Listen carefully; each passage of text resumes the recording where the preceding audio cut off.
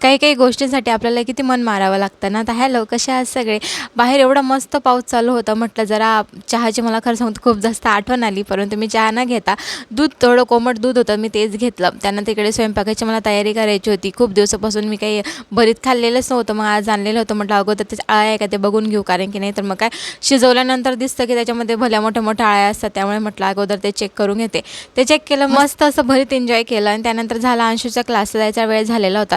त्याची सँडल ना त्याला खूप दिवसापासून मागवली होती, परंतु त्याने काही ती ट्राय केलेलीच नव्हती. आज त्याला ती घातली. आणि खरंच तुम्हाला जर याची लिंक पाहिजे असेल तर लिंक डिस्क्रिप्शनमध्ये दिलेली आहे. त्यानंतर खरंच खूप छान आहे बरं का ती, म्हणजे की अफोर्डेबल प्राईजमध्ये आहे आणि त्याची क्वालिटीसुद्धा चांगली वाटली मला. त्यानंतर इकडे मला ते काल मी जे पूजेचं ताट काढलेलं होतं ना, ते मी वरती ठेवलं. लगेच अंशूच्या पप्पांचं बोलले मला जायचं आहे ड्युटीला, मला चहा ठेव.